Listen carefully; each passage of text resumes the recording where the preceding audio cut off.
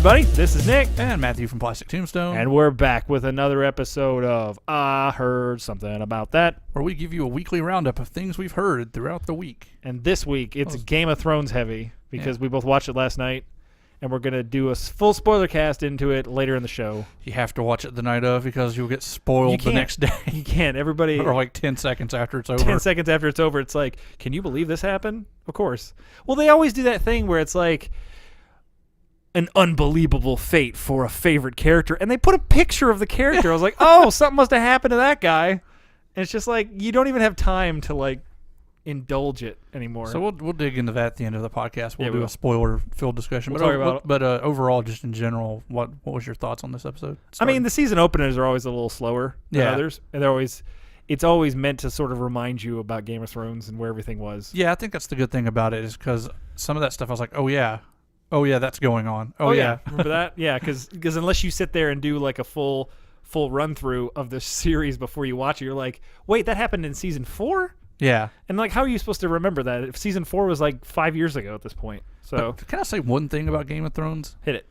It is a beautiful, epic show. Like, even like just some of the scenes, like if I'm not super interested in it, it's still awesome to look at. Compelling. Yeah, like the way they're shot and how the scenery is flawless. The score is amazing, man. Everything's beautiful. I mean, are TV shows the new movies?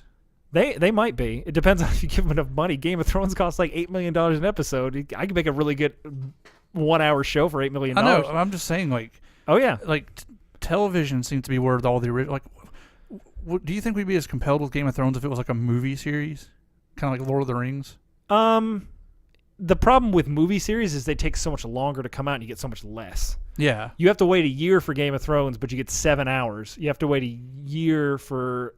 When Hobbit and Lord of the Rings and stuff came out, you have to wait a year for 2.5 hours. That's kind of insane if you think about it. I mean, so much more goes into movies too. But does it have to? I mean, because I don't know if it has to. Look at Game of Thrones, man. It looks better than some movies. Most of that stuff shot on like green screen now, but since they get the right artists to do that, you can't tell what's real and what's not anymore. I know they do such a good job. They look like they're shooting in Westeros. They don't look like they're like yeah. That's what makes it so interesting because you feel like you're someplace else as opposed to, just watching a TV show with like a stone wall. That's a castle right there. Don't worry about it. I think that's one of the things with Wonder Woman. I got this new American Cinematographer magazine, and it showed a lot of behind the scenes photos of Wonder Woman, and like some of that I didn't realize was green screen. Like it's so flawless nowadays. When they're on the boat, like floating down the river, and she's like, "This is disgusting." Like all that's green screen. Like the boats on like fake water, and all the buildings are fake, and I'm like, really? Yeah. The cost of movies doesn't come from sets as much anymore as it does paying artists art studios millions of dollars to make it look like there's no effects there. If you ever want to look at something interesting, look at type in movies before the effects, I think, on YouTube. Yeah. And you can see all the green screen shots of movies and like just background shots. Even like the show Sherlock and stuff. It's like not most of that stuff's not there. It's just like a building front, and then they put a green screen behind it, and then they build the city behind it, and people walking and everything else. You can't even tell. You know what's crazy though? Ash vs. Evil Dead like actually still builds like the city sets. Yeah, the city sets and stuff. Well, that's cool. I mean, practical effects are always good, but they're getting to the point. If you have enough money, yeah, like you can't build a castle. Yeah, not Lord of the Rings. I mean, Game of Thrones, man. It just looks so incredible. Just I don't ever sit there and watch it and get taken out of the moment because it looks so amazing. But we'll definitely get into that. Full spoilers. We'll talk about all the different scenes and our favorites and all that stuff. And prepare for that for the next 7 weeks because we'll probably do it every time it comes on because it's such a good show. I don't think there'll be much really to discuss this time just because it's kind of just... Yeah, we just talk about our favorite scenes and things. That's the reason I like talking about it with you and my girlfriend and reading stuff on it because people notice things that I never pick up on. And then all of a sudden I was like, oh, that's pretty cool. Yeah. So you get a lot of stuff from reading different reviews and checking out different sources, and I like those little behind the scenes after HBO where they tell you a little bit more about the scene and stuff. It's cool. Well, like on the same topic, like talking about how movies or TV is kind of like the new movies. Is it kind of crazy like TV's where like most of the original ideas are now? Like movies now is like it's always trying to be like a franchise or trying to be a reboot or something like that. Like, and nobody takes risks in movies anymore. It doesn't. Well, it's so much of it more of an investment. if you look at Netflix and Hulu and even Amazon, their original shows, that's where the original content's coming from. Yeah. Is because it costs so much less to do that. You know, they would have never made a Luke Cage movie. But yeah, but it's like, in some instances, like, why wouldn't you try? Yeah. Like, why does it seem like Hollywood's kind of given up and like television is like the saving grace of original ideas? Well, I don't know if it's so much that is like everybody wants to recoup their losses. You don't want to invest $250 million in a movie that's not going to make that. So it has to be almost a guarantee, which is why Ghostbusters was the way it was. It was coasting off nostalgia. Instead of making just another movie about people hunting ghosts, they had to call it Ghostbusters so that people go, oh, I remember that. I'm going to go see the new one. That's what I'm saying. Like, most of the movies are also profit-based. Yeah. And television doesn't seem to be that way. And the television shows are just as good as a movie. Like we just said, Game of Thrones, you can sit and watch, and it feels like you're watching an epic movie. Stranger Things, same thing. Man, that was good. So it's like... TV. I mean, I think it's also because it feels like if you watch the first season of the first season of Game of Thrones, it's 10 hours. That feels like 3 movies wrapped in one. Well, do you also think it has something to do with the ratings? Like, oh yeah, more ratings equal more money. Well, no, I mean like the rating system. Like Ash vs. Evil Dead, they instead of opting for Evil Dead 4, they went for television because they could get away with more. Yeah, that's probably it. I mean, some of that stuff, you know, movies would get like an NC-17 rating or something, but like television seems to be a little more lenient. Yeah, definitely in some of those. Especially on like Stars and HBO. Yeah, that's probably has a big thing to do with it because movies push so hard to be PG-13, which is why the R-rated superhero was such a big leap. Yeah. Because it was like, well, like kids can't go see it if it's rated R. Well, kids have their movies like exactly. Ninjago the movie is coming out, which is a better Transformers movie than Transformers, if you happen to see that trailer.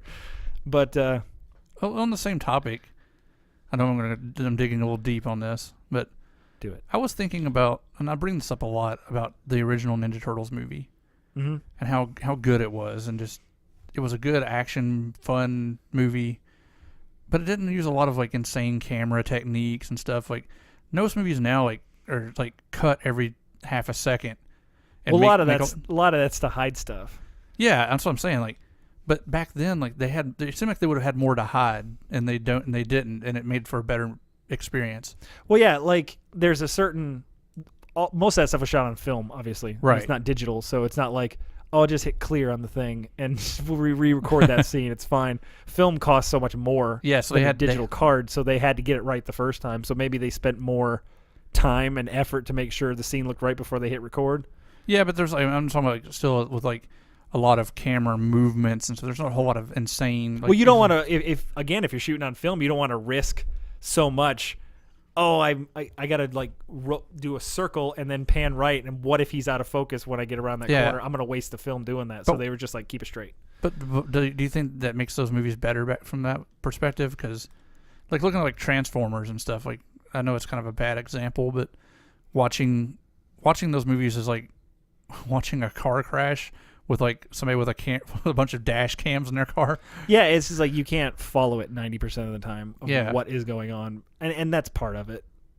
And part of it has to do with, I heard somebody talking about this one time. It was about if you take a single we don't like the design of Transformers or anything like that, right? But those movies like that, if you take any single frame and look at Optimus Prime, he's like, oh, that looks awesome. And then you take another frame, it's, oh, it looks awesome. But they don't look at it as a whole. Right. When it moves as one, and it just looks like this jumbled mess. It looks like too much going on. Well, they're spending so much time on one frame, making sure this looks right. Okay, the smoke looks good here. All right, let's run it. Next frame, fix that. And then they keyframe it, and then they're not paying attention to it actually what it looks like. Yeah, or like the first Ninja Turtles movie, everything was so practical. Like they shot the movie in one shot. There wasn't like, well, let's shoot some of it and then we'll go digitally add the rest of it. It was like everything was happening in front of the camera. Yeah. And that all has to do with like who you hire as well, because I say it a lot. If you look at, I know you haven't seen Mad Max or John Wick yet, but if you watch those movies in comparison, right, especially Mad Max compared to Transformers, like so much time was taken to make those scenes look good that you don't have to cut away from them. you can just watch them straight. And Keanu Reeves was so good in John Wick, there wasn't camera cuts like when Liam Neeson in Taken 3. I don't know if you made it that far. No, I didn't. Yeah, it's Taken 1 really good. Taken 2 and 3, oh man, it just goes off hill. But do you think like our attention span or something is off, or like? I mean, that has a lot to do with it. I mean, obviously these movies like that. Not our attention span, but the younger generation's attention span, I think, is lower. Well, it's just like these big crazy movies that like Transformers and what's another big crazy one? Fast and Furious. Fast and Furious, yeah. Well, see, like they don't get the same recognition as like a Mad Max or even like a movie I think is brilliant was Where the Wild Things Are. Yeah, that was pretty good. Like, I thought that was a really deep, emotional movie and just well shot, and like it just kind of like it's in a bargain bin now. Yeah, like it didn't do good at all. I mean, you got to think of it's what makes money at the moment, but then it's kind of like music. Yeah, it doesn't have staying power. And here's the thing about music. My girlfriend says this all the time, and I'm giving her credit for this. It's like, have you ever met one person? And I'm sure you're gonna throw me under the bus here, but have you ever met one person who liked Nickelback? Like, ever? One person that said, "Oh, Nickelback's a really good band." Have you ever met a person who said that? I think Casey said that one. Casey said that one. So one person out of all the people you've ever met has said Nickelback's. How many people say Nickelback's a shit band?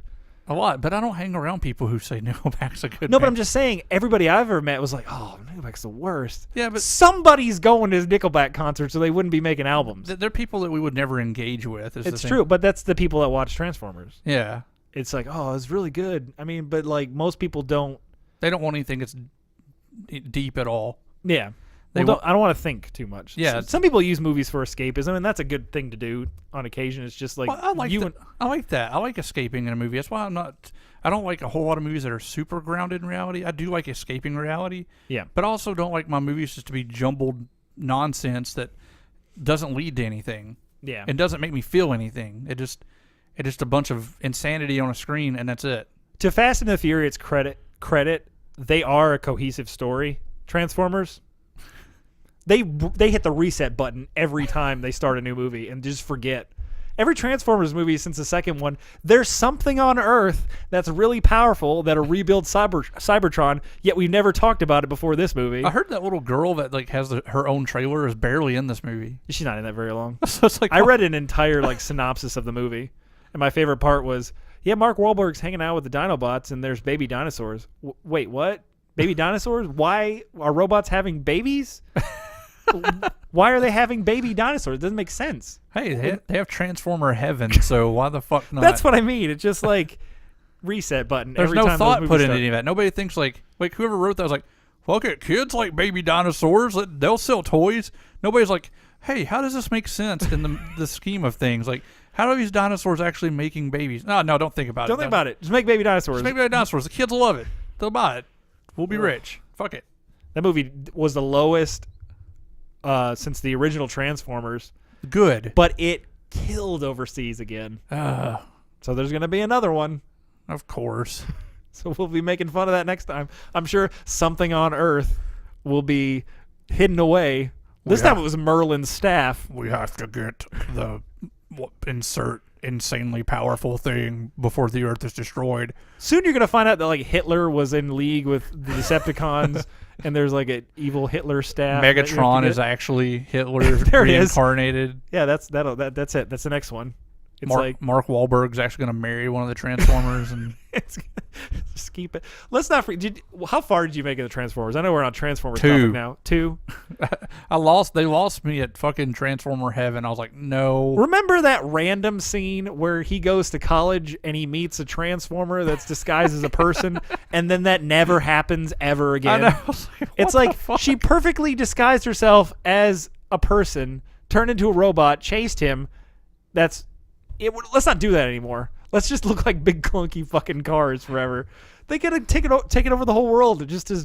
That's Terminator basically. Yeah, but once again, no thought put into it. The funniest part about Transformers 2 is that they started working on effects and scenes before the script was written. So they had finished scenes and they had to just write a script around it. See, that's the problem. That's the whole problem. You write a story first, people. Write a story first. That's why television's destroying movies, like you said. People aren't going to movies anymore. Yeah, it's. I mean, do you think it's going to go the way of like video stores eventually?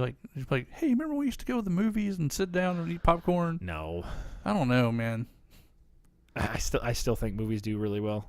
They do, but it doesn't seem like they're as big as they used to be. I just wonder if it's going to eventually do you think it's going to get to the point where like, oh, you can rent all the movies in your home, all of them?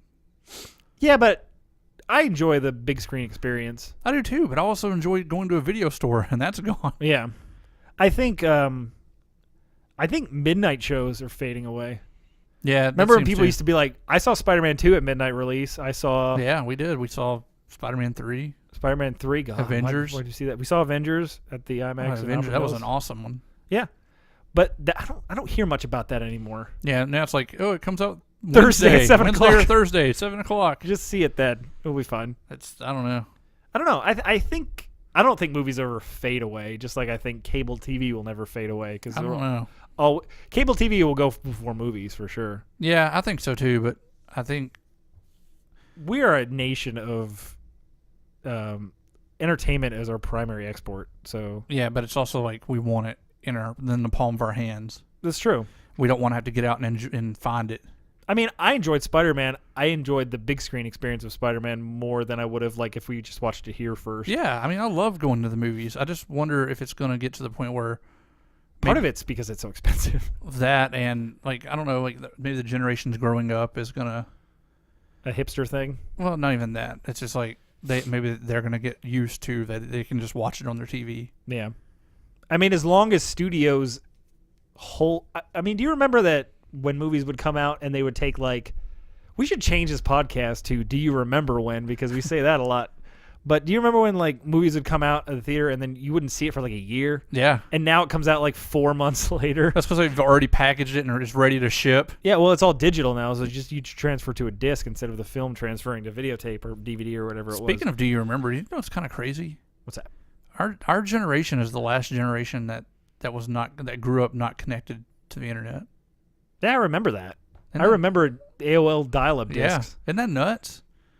As connected as everyone is, we're the last generation of kids that didn't have the internet. It's nuts. I mean, I have the internet on my phone. I couldn't. If you would have told me 10 years ago that I'd be surfing the internet on my phone, I'd be like, you're fucking crazy. How much that's going to cost me? I know. $95,000 a month. I remember using AOL just to download like pictures to print to hang on my wall, and it took like 2 hours for the picture to load. I remember first, I mean, IGN's been around forever. They were around in the dial-up era. But I remember like wanting to download a JPEG of Earthworm Jim 3D for the Nintendo 64, and I remember going, all right, I guess I'll go to work and this will be done by the time I get back. Just for a picture. I just wanted to see what it looked like. And now it's just like, if the image doesn't load in 0.2 seconds, you're like, the site's down, reset the internet. Yeah. It's just like... Somebody tried to call, they knocked the internet off. Oh, yeah, remember that shit? How do people play video games on the internet? People played Halo over a dial-up modem. That's nuts. God. Well, that's if you had to have somebody with a really like strong dial-up connection. Yeah. Those people always won every match just because they were the only ones not lagging because they weren't connected. But yeah, we're last generation. That's it. I mean, I didn't have a cell phone in school. Neither one of us did. No, that wasn't even a thing then.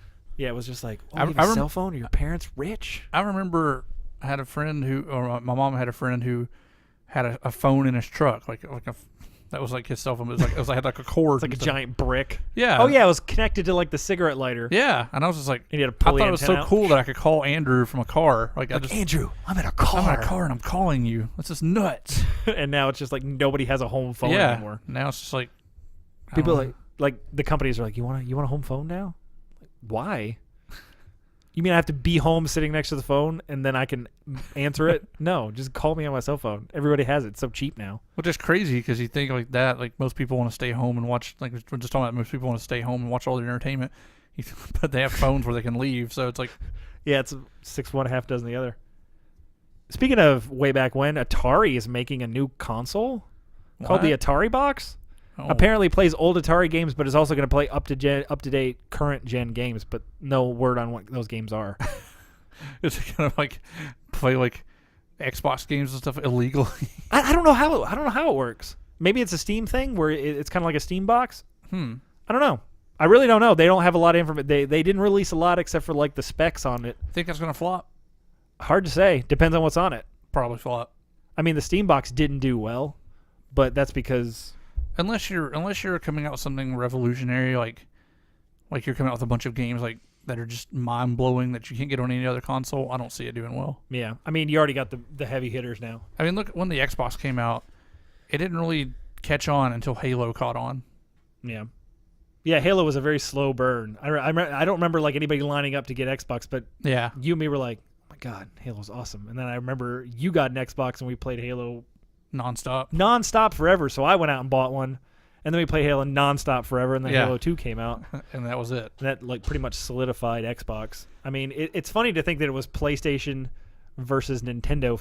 No, it was Nintendo versus Sega for the longest time. Yeah. Sega doesn't exist anymore. Well, Sega exists, but not in console form. So it just feels like Atari's trying to cash in on Nintendo's retro console fiasco, and then they're adding a little extra to it. I don't think it's going to catch on. Yeah, we'll talk about it when we know more about it. I mean, who knows what they're going to release on it. There's some Steam games that I really like, but I mean, unless they do that, I can't imagine they're going to – what are they going to do, you know? Yeah, most people who play video games own a PlayStation 4, Xbox, or both. Yeah, the market's kind of – it's cornered on that one. Yeah, so we'll see what they have to say about it. I can't imagine it doing that great. Do you think another console is ever going to come out that's going to like challenge those two? I mean, Nintendo and Sega, we thought that would never be challenged, and now it's like they don't even really count anymore. Yeah, Nintendo's kind of making a little comeback with the Switch, but yeah, I mean, but yeah, it's still PlayStation 4 and Xbox. I don't know. I can't imagine it. Yeah, because the next step up is a PC, and those guys are kind of elitist anyway. Yeah. So they're just like, oh, your PC can't play this in high-res graphics? You suck. I'm just like, oh, all right. I just enjoy playing the fucking game. I don't give a shit what it... My argument with PC gamers is always, I just want to plug it in and play it. I don't want to worry if it's going to work. Oh, I'm really excited to play this new game. Oh, your graphics card's outdated. Fuck. I can't play it now. I have to update it or go buy a new graphics card just to play the game I just bought instead of... I'd probably be really good at PC gaming if I just cared. If you just tried to be good at PC gaming, you'd probably be really good at it. The thing is, you don't care about it. So yeah, so I would probably be really good at it, though. You probably would. I can imagine that. I can imagine you could see it. I can see it. I can see that if you just cared about it instead of not cared about it, you'd be really good at it. Probably the best. Probably the best. Probably. Best there ever was. Woo! So what else you want to talk about? George Romero passed away. Yeah. He was 77? Seems pretty old. Yeah. I don't know how old was he making a movie about zombie cars? Or I think cars crashing into zombies or something? I did hear something about that. I can't remember. Honestly, I know a lot of people are sad, and it sucks that we lose another, like, I guess, legend in horror movies. He did define a genre. Yeah. But I'm just not a big fan of his movies. Yeah, the original. I mean, it's kind of weird because sometimes the original one sets a tone, but then people try to capture that again. And sometimes it doesn't work. But if it wasn't for him, we wouldn't have like Walking Dead. So yeah, I mean, not that that's something to brag about at this point with The Walking Dead. I was about to say, is that a good thing or a bad thing? Because it used to be a good thing, but now it's just like there'll be a George Romero episode now. Like there'll be like a homage episode to him. Oh, I'm sure. I mean, again, like you said, without him, it wouldn't exist. I mean, zombies have been around for centuries, but he kind of heard he was a really nice guy though. So yeah, that does suck for his family and fans. I mean, it does suck. Yeah. What about Stan Lee's wife passing away? Yeah, she passed away a couple weeks ago too. Yeah, that's probably bad because that probably means he's not going to be far from that. When he died, you're gonna feel that one, I think. That probably will be one that hurts because he was a very big part of my childhood. Yeah, he might be immortal though. I don't know. He's getting kind of old. I met him when I was 14 years old, and he looked exactly the same. I didn't know if he was going to make it to that convention. But what's kind of crazy is that that's back before big pop culture. Like talking about Comic-Con, it's back before all that, man. I met him at a comic convention that was in a hotel lobby in Nashville. We talked about it last week. That's when it wasn't cool to go to Comic-Con. Yep, it was like comic book 7 or 8 tables with just people selling comic books, and Stan Lee was there, and it was like nothing. You just get to walk up and say hey to him. Hey, how's it going? Yeah, pretty good. Thanks. And now, like, I went to Dragon Con a couple 5 or 6 years ago, and to sit in this big auditorium and like he's so far away, like you just can't get anywhere near him. It's just like it's definitely taken off. It's insane. I think it's a proliferation of the internet though because of that too. Yeah, because it connected people more than it would have. Yeah, I mean, there's people who are into dressing up as stuffed animals and called furries. Yeah, let's not get into that one. I'm just saying, there isn't just one guy who wants to dress up as a stuffed animal and go on dates with people. We'll just say dates to be nice. But there's enough to make a convention of people in the world, and those people never would have found each other if it wasn't for the internet. It's true. There's like a convention for everything these days. I know I found out about that convention from the radio, so like it was pretty heavily advertised. So it's just like, as a kid, it was not like a huge thing. Yeah. Now it's it's just because it's just like insanity. Like it's so crazy for me, it's just so crazy to think that it went from that, Same thing with Bruce Campbell. The first time I met him, it was like you just got to sit down, chat with him, and hang out, and like he was so cool, and he didn't have like agents and stuff hanging. He was just there, like, yo, what's up? Yeah. And now it's like you can't get anywhere near that motherfucker. Well, now you can look at it, and like Disney had their big event, and Disney owns Marvel and Star Wars and all the Disney stuff, so their events are huge now. They showcase so much. They showed a bunch of Star Wars stuff. They showed a trailer for Infinity War. Yeah. That had like Spider-Man getting his spider sense and. Oh, I gotta watch that. I don't know if they'll ever release it, but I'm gonna show you this picture. This is a cast photo of all them on stage. And I want you to see that picture. There's about 45 people in that picture, and there's 6 people who aren't there, so there's even more. I see Batista. He's at the end. I don't think Bradley Cooper was there. I don't think Chris Evans was there. I don't think Chris Pratt was there either. I don't think the Chris's were there. None of the Chris's were there. Is that Gary Busey? No, I think that's Josh Brolin. Oh. He looks like he got his cable haircut going on, so he looks like Gary Busey a little bit from the distance. That's going to be one epic ass movie, man. Yeah. It's going to be pretty crazy. Sorry, I pushed like 2 or 3 buttons on your phone. Yeah, it's all right. Other than that, want to get into this Game of Thrones thing? Let's talk Game of Thrones. All right. That's the end of our regularly scheduled podcast. Tune in next week when me and Matt talk about how good things used to be again. That's what we do a lot. And Game of Thrones. It'll basically be the same podcast next week. We do the same podcast. It'd probably be the best podcast if I cared. There it is again. But please like and subscribe and all that good stuff. Check us out on all social media and tune in next week. Yep. More Game of Thrones. More chit-chat. Yeah. Let's get into it. Digging deeper. Digging deeper. Get the shovel. We're digging deep. We're digging deep. Just like gotta add like the Hound. Oh. I just made that. Oh, I just made that connection. Sad, man. That was sad. So let's talk about it. Game of Thrones season 7, episode 1 was called Dragonstone. The Hound is my favorite character. The Hound is your favorite character? Because he cusses at everybody and it's hilarious. The episode started off with a bang. It showed. Yeah.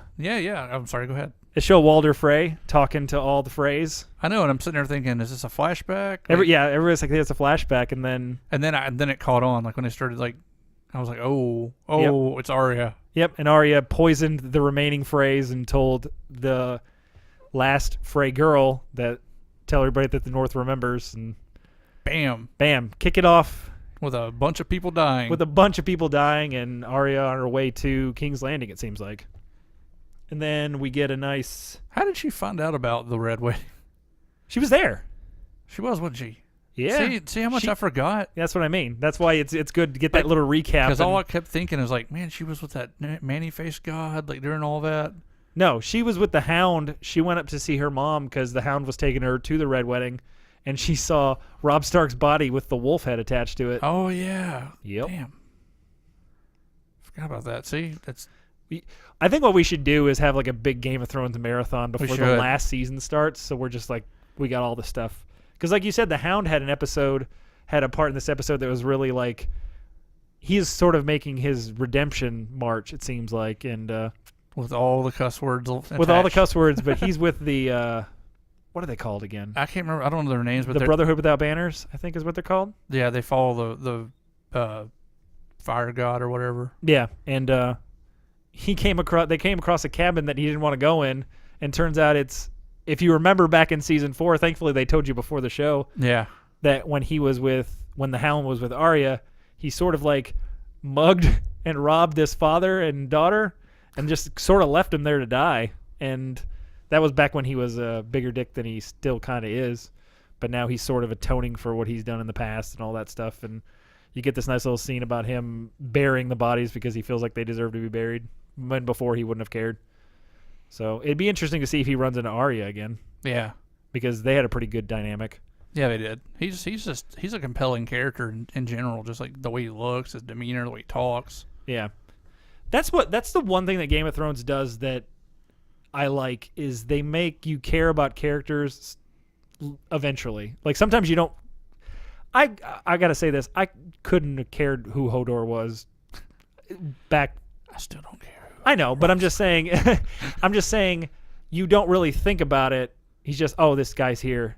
But then when they made that connection last season, that was a huge impactful thing that made his whole character mean something that before he didn't mean anything. He still meant nothing to me. I'm so glad he died. But it's kind of like, just to get off topic, it was kind of like in Guardians of the Galaxy 2, spoiler alert if you hadn't seen it. It was kind of like that whole Yondu thing. It's like you didn't care about him at first, and then he sort of, by the end of it, they sort of just flipped it on you. That's that thing where you've got to sit through some of this stuff. So many people pass judgment right off the bat and are like, "Oh, this sucks. I don't want anything to do with it." Yeah. Like, I mean, we always talk about Breaking Bad. That show, I couldn't have cared less for like the first 5 episodes, and like I just kind of made myself finish watching it, and then it sucked me in, and I started caring about the characters. At first, you just gotta kind of. Yeah, you just got to kind of wade through it. It's hard to do sometimes, and that's why a lot of TV shows and stuff don't really truly get their chance to shine. And not to get off the subject of Game of Thrones, but Breaking Bad just got better and better and better, and it never. I'm glad it stopped when it did. I'm glad Game of Thrones is doing the same thing. I think that's probably gonna be best for Game of Thrones because it is getting better and better, but it does need to come to one big head and just end.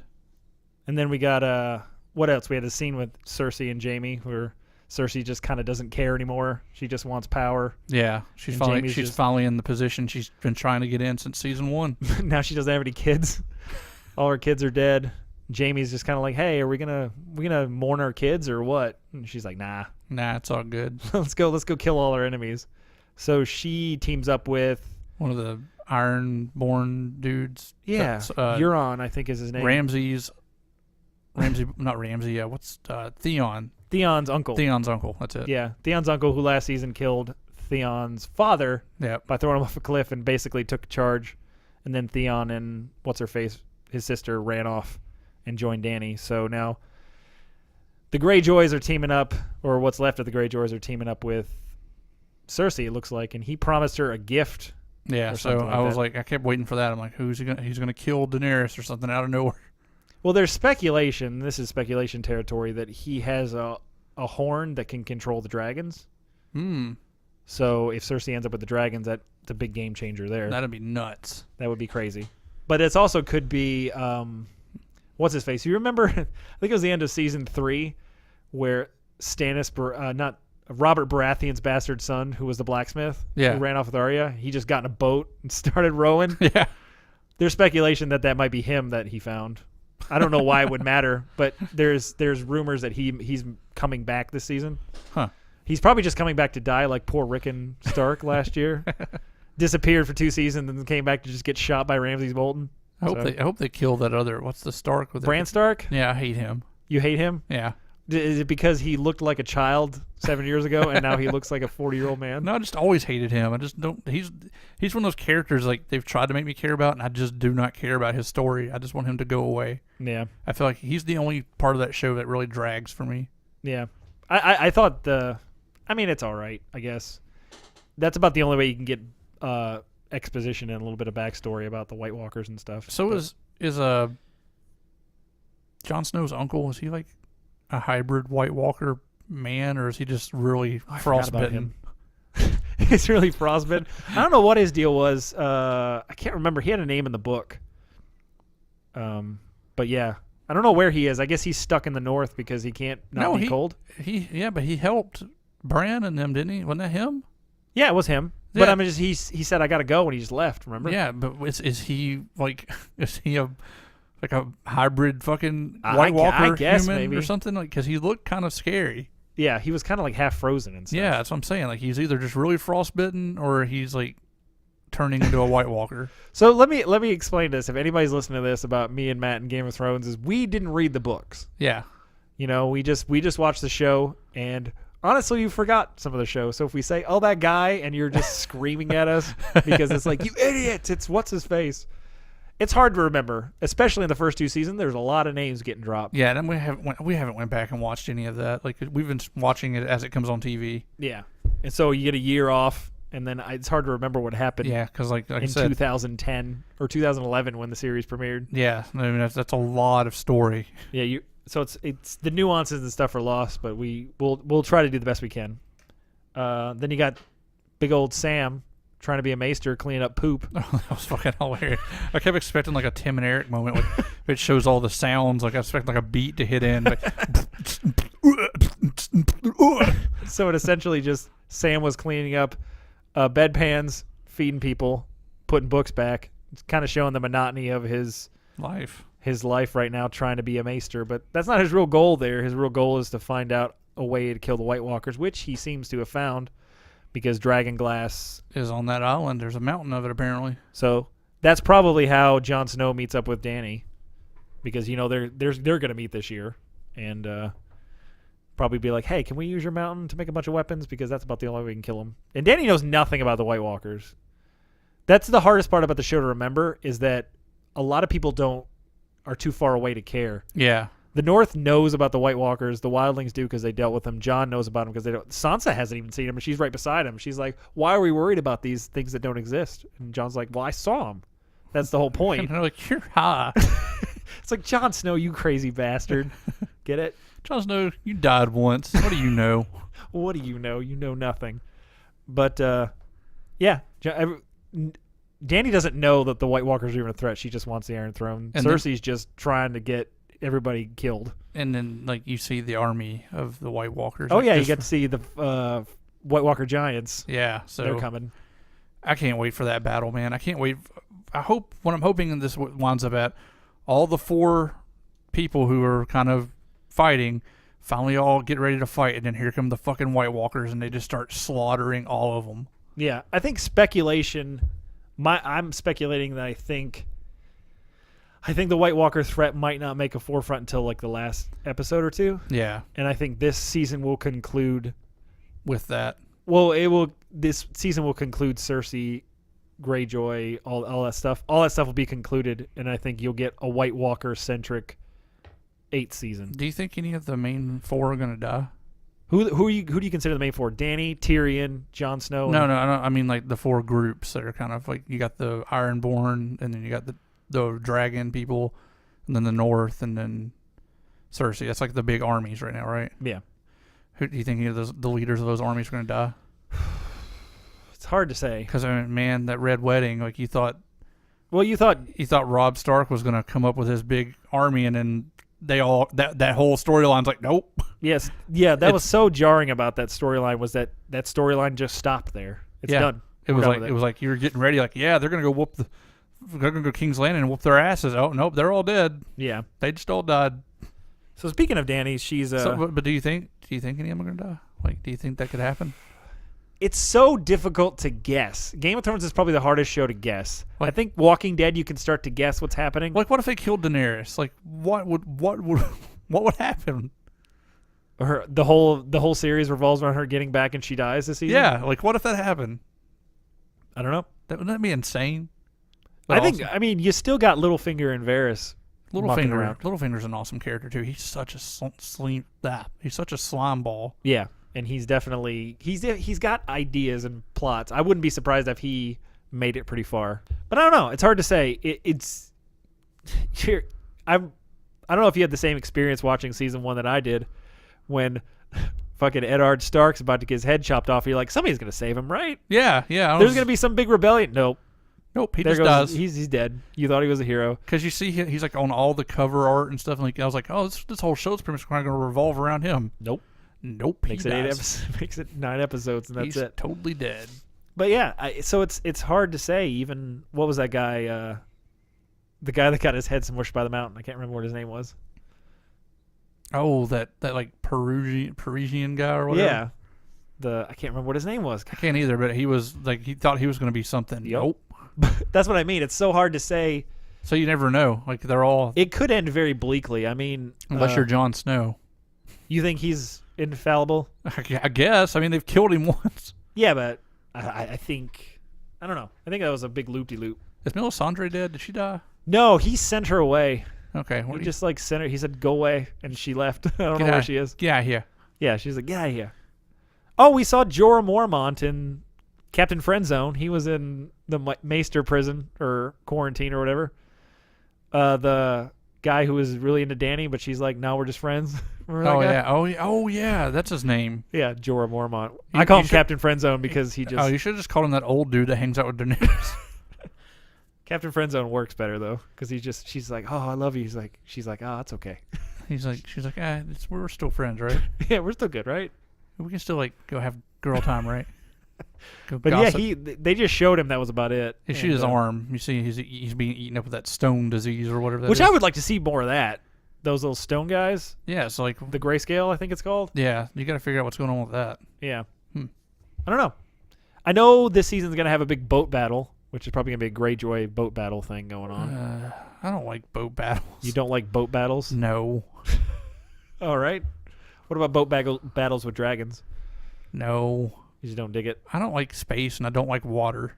You don't like space and water? Earth only for Matthew Powell.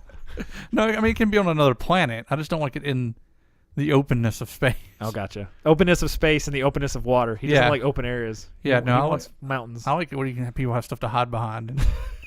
Because you can't hide in space. Because all you can do is, on boats, is just blow each other's boats up. That's pretty much the whole. And then there was a big teaser of the Dothraki charging with the dragons overhead. I don't know what that. All that stuff's taking place this season, so there's going to be a lot of stuff that actually goes down. And did you think the episode ended kind of meh? With Dany's homecoming? Yeah, she's just like, here I am, not saying anything, just touching stuff, walking through this old building, touching stuff. I actually thought it was a good scene just because the whole series was about her getting home. Yeah, but then she's just like, la, la, la, la, la. Okay, let's do this. Yeah. Bam. I mean, everybody was kind of I mean, that's the way the season openers always are. I wish she would like kicked in and be like, I'm fucking here, guys. Let me ask you one question that my girlfriend asked me. Why is nobody living in that castle? Yeah, that's one thing I thought too. I was like, where is everybody? Nobody's just... They just like, that castle's pretty cool, but I'm not going back there. My only guess is that when Stannis Baratheon burned his daughter at the stake, nobody wanted to go back there. Because that was a pretty dark moment, and everybody kind of just left him for that. Yeah, that was a family moment right there. That's a bonding moment. God, that was sad. The whole show that's what I mean. It's like how do you root for somebody? How do you pick a side when you don't know? Because it's not about good guys and bad guys. It's about who has the best strategy. Jon Snow's the only pure person in this show. Yeah, I guess that's true, huh? Him and fucking Samwell. Yeah, Arya's not terrible. She's a murder machine now, though. Yeah, she's like a ruthless killer now. But I don't know if she ever did anything wrong. Their situations, just that's what they made her essentially. Jon Snow's just like, I want to go defend the wall. Okay, now I'm dead. Okay, don't you feel bad for him sometimes? It's just like he's like, guys, there's an army of ice zombies coming this way, and they're like, no, shut the fuck up, Jon Snow. Nobody cares, Jon Snow. Oh, I guess this little kid's gonna convince us. Oh, the little lady of Bear Mountain or whatever her name was. Yeah, who's telling people off left and right. Yeah, apparently she's Jon Snow's balls. Well, that was a good scene though. That sort of, we didn't talk about that. That sort of set up the Jon Sansa conflict that's supposed to be taking place this season. Is that he's making decisions and she's like questioning him, which seems to be partly Littlefinger, right? Just like a woman. Oh God, I'm gonna cut that. Triggered. But I thought that was a good scene where he was just like, and technically neither one of them was wrong. It was just Jon's call, and I think he had to prove that it was his call about the two houses that betrayed him. Yeah. And then he was like, oh, we can't take them away from people just because some people made some bad decisions. But she's like, well, you should. Both decisions are technically right, but Jon had to make one. And he's like, ice zombies are coming. Bitch. Ice zombies are coming. Why is nobody paying attention? Anything else? What do you think is going to happen next episode? Do you remember what that little flash screen was? Because I don't remember. They're probably going to be more of Daenerys walking around her house, touching No, she's stuff. ready to go. No, she said, let's do this. Yeah, but what she meant was let's clean this place up. Oh, so it's going to be 30 minutes of house cleaning? Let's tidy this place up. Make it livable. Dragonstone's a pigsty. Let's clean it up. So do you think the episode should have ended with... I think it opened really well. Oh, yeah. The ending was kind of... I'm with you. The ending wasn't really anything, but it's like, how do you end the first episode, you know? Yeah, I mean, it was okay. The first episode is always just like, hey, remember this? Remember that? Now it's time to get into the nitty-gritty. Man, what's going to be the big episode? Because last year was the Battle of the Bastards. That was the big war. I don't know, man. It's probably going to be the boat battle, and I'm going to be really mad. No, I think that'll take place early. I think it's going to be that one in the desert where the Dothraki are charging towards the Lannisters. I think it's going to be just an episode of the Hound eating chicken. Just the Hound eating chicken. Yeah. Oh, there was also really one before we go. There's one more scene where Arya came across the Lannister army, and she realized. I liked it because it had a weird Ed Sheeran cameo. So if you knew who he was, you'd be like, "Oh, why is he here?" But secondly, it's kind of showed Arya that the Lannister soldiers aren't just everyone's not terrible. They're just soldiers. They have families, and they have, couple of them one of the guy mentioned he had a new kid, and they were just like, oh, we haven't been home in a while, and they have a hit song. They're the Lannister boys, the Lannister 5. But I think that was interesting to see because I think she's been so like blinded by killing everything that involves the Lannisters. She didn't really think that maybe not everybody involved. I know when she first gets there, it's a little unsettling because that one guy keeps like staring at her. I'm like, yeah, I thought she was gonna like. I thought she was you could tell she was sizing them up, like she was like, oh, there are her weapons, there are their weapons there, and this is what I would do here, and but no, she just hung out with them. She's just hanging out with them. I thought she was gonna like got the lot of them for no reason. I thought it was gonna be like an Arya bloodbath, but maybe next episode. That's what Game of Thrones does really well is they do the big action, the big surprises, but they do those quiet scenes just as well. Just those little. Sometimes it's just two people talking. And Tyrion's usually the best at it. Whenever there's a scene with Tyrion talking with somebody for an extended period of time, it's just always... He's very compelling, too. For lack of a better word, it's very compelling to watch him talk. That was one of my favorite parts of the whole series is his speech when he's on trial, and he's just God, I've watched that a dozen times. It's just so... He nailed it.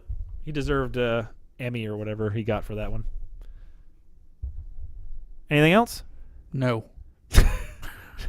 He says it right there. No. We're done. Why does it keep stopping? All right. That's Game of Thrones. That is Game of Thrones. Tune in next week when we talk about episode 2. When we talk about Game of Thrones. Yep. 7 weeks. You only have seven weeks of this. 7 weeks of Game of Thrones. Hey, if you like Game of Thrones, tune in. Comment below and let us know what your favorite episode is so far. What's your favorite episode so far? The first one. The very first episode. No, I mean the first episode of the season. Oh, I thought you were talking about the favorite episode of the series. No. That's probably the Red Wedding. You like the Red Wedding? God, that was because it was just so goddamn shocking. Yeah, that's probably one of those moments in television that's just like I did not see it coming at all, and I was just like, I had a weird like, for lack of a better word, sitcom moment watching that. I think I was eating. And I was watching it, and I was just like, oh, it's a wedding. All right, it's whatever. Oh, I'm talking about having a child. Oh, let's call him Eddard. All right, whatever. And all of a sudden, shit starts going down. And I think, I stopped eating, and I just watched with a fork in my mouth, and just stared at the screen in shock at what I was watching. And I was just like, what did I just see? I rewound it and watched it again. I was like, did I miss something? They didn't hint at it or anything. Yeah, it was just like, there it is. Because it was. I mean, they built that up so much. Rob Stark and his wife. Was it 3 seasons? Yeah. 3 seasons of Rob being a hero. You're just getting ready. Here comes the big hero, Rob. Nope, dead. Him, pregnant woman's dead. They're all dead. They're all dead. And fucking dead. Everybody at that wedding's dead now. Yeah. Roose Bolton's dead. All the Freys are dead. A lot of death in this show. There's a pretty cool montage video you can watch of Game of Thrones of everybody dying. It's pretty funny. Just back to back, 7,000 deaths in that show. Anyway, thanks for listening. Please like and subscribe and all that good stuff. Check us out on all social media and join us in a discussion next week as we talk about Game of Thrones, episode 2 of this season. Do you know anybody else who watches it on a regular basis? Nope. Oh. Well, maybe we'll find somebody who watches it and get them on the podcast to talk with us. Maybe we'll get a special guest. We'll get Jon Snow on next week. Oh my God, Jon Snow! Look out for that. Kit Harington. He's not filming Pompeii 2. All right. See you later. God bless. Oh my God. God bless.